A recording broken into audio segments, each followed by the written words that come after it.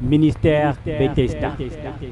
Bien-aimés, il y a aujourd'hui sur terre beaucoup de marchands de miracles, beaucoup de faux prophètes, beaucoup de faux pasteurs, beaucoup de personnes qui, au nom de Dieu, escroquent des âmes innocentes et contribuent à ternir autant le nom de Dieu que l'appel ou l'authenticité de l'appel de Dieu dans la vie de beaucoup d'autres personnes. Bien-aimés dans le Seigneur, le plus triste dans tout ça, c'est que les personnes escroquées sont des chrétiens. Vous voyez, le plus triste dans tout ça, c'est que les personnes trompées sont des chrétiens. Trompés par qui? Par des faux serviteurs de Dieu. Trompés par qui? Par des personnes qui sont moins puissantes que les personnes trompées. C'est-à-dire que toi, si tu as un problème dans ta maison et que tu vas auprès d'un homme de Dieu, entre guillemets, qui en réalité est un magicien, qui fait tomber les gens, fait sortir les serpents dans la bouche des gens, qui fait le karaté et puis fait tomber les gens sans les toucher, pendant qu'il est en train de prêcher. Bien-aimé dans le Seigneur, en réalité, tu es plus puissant que cet homme de Dieu. En réalité, tu as beaucoup plus d'onction que lui. En réalité, tu peux réaliser des œuvres plus grandes que lui. Tu peux donner des prophéties beaucoup plus profondes que lui. Mais, parce que ce que nous voyons souvent, c'est ce qui frappe à l'œil, alors nous retrouvons piégés, parce que nous sommes manipulés. La Bible déclare que dans le royaume de Babylone, aucun magicien, aucun enchanteur, aucun jeteur de sorts, aucun sorcier, aucun songeur n'a pu dire au roi le rêve qu'il avait fait. Le diable s'est retrouvé limité dans son inspiration. Dieu avait caché ce rêve même à Satan, parce que ces magiciens-là tiraient leur source de Satan. Ils n'ont pas pu, mais celui qui a pu le faire, c'était un adolescent. Et il était aussi étranger dans ce pays. Il y a aujourd'hui beaucoup de chrétiens aveugles.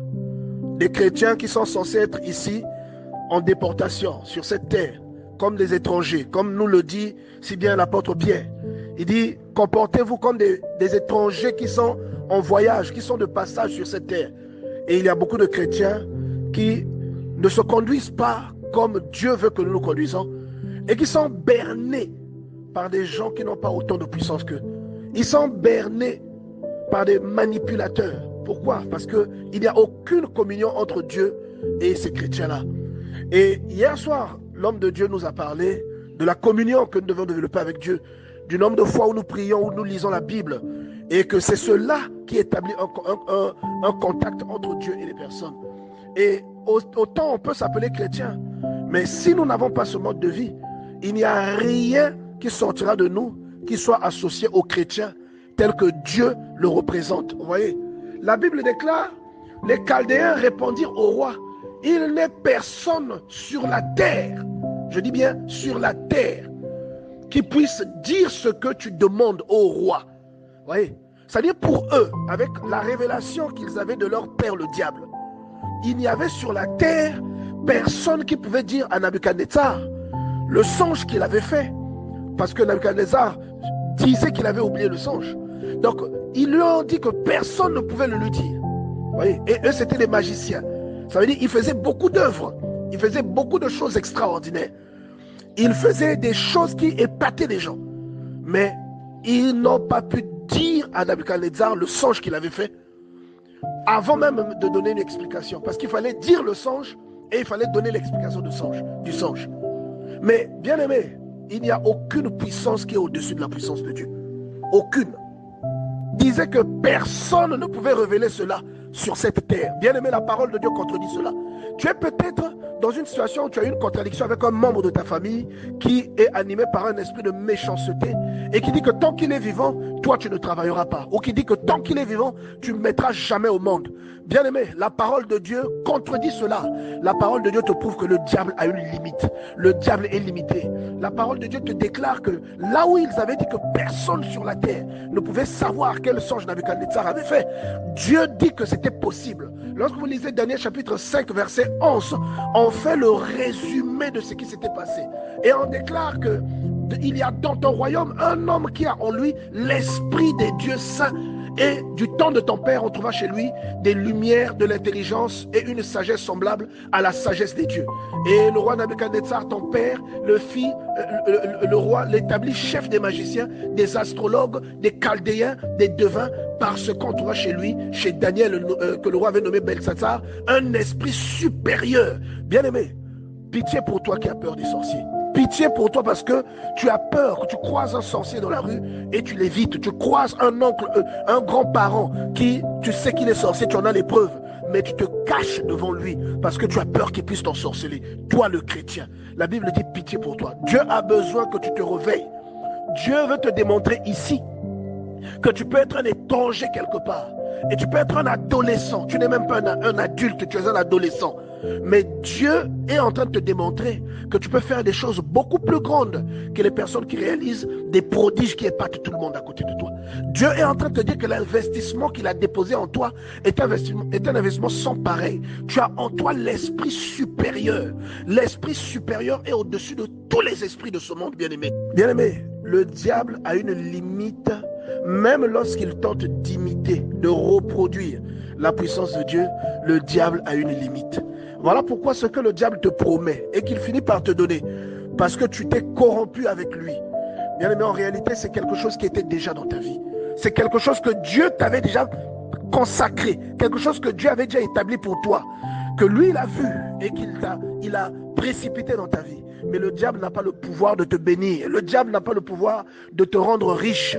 Le diable n'a pas le pouvoir de t'élever. Ce qu'il te donne, c'est quelque chose qui est déjà en toi, que tu ne recherches pas comme il faut, ou parce que tu ne mènes pas la vie qu'il faut, ou les conditions que tu appliques dans ta vie ne sont pas celles qu'il faut. Et donc, d'après le Seigneur, il faut que tu te conduises comme Daniel. Il faut que tu fasses certains efforts, que tu sacrifies certaines choses, que tu dises non à des choses qui te séparent de Dieu, afin que cette manifestation arrive en toi.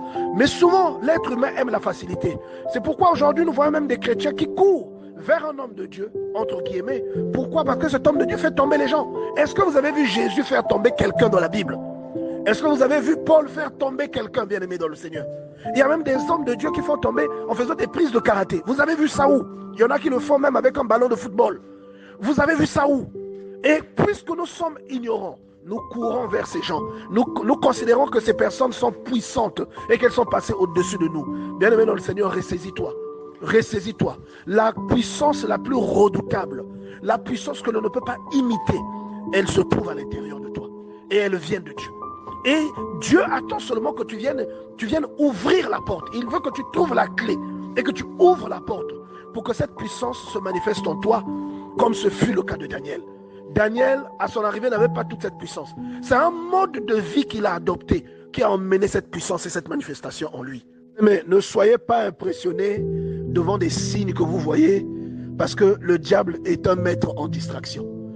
Et quand vous remontez même en Égypte, l'homme de Dieu, je pense, nous a collé cette écriture. Les magiciens de Pharaon étaient aussi forts en distraction.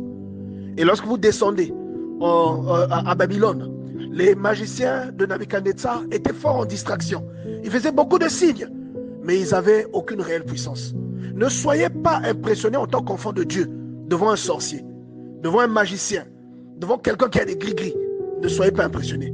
Vous avez en vous l'esprit supérieur. C'est un esprit qui est au-dessus de tous les esprits.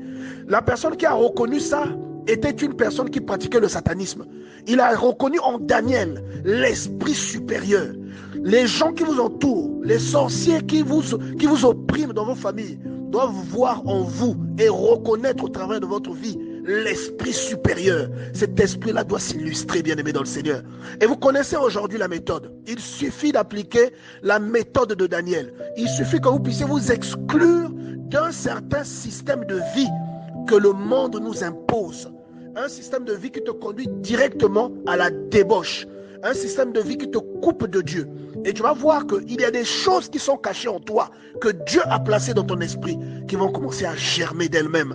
Et ces choses-là vont épater les gens. Là où il y avait des liens, les liens tomberont. Là où les personnes étaient dans la captivité, ta présence délivrera ces gens. Parce que tu es un Daniel moderne. Et Daniel était un jeune comme toi. Daniel était un jeune comme moi, bien-aimé dans le Seigneur.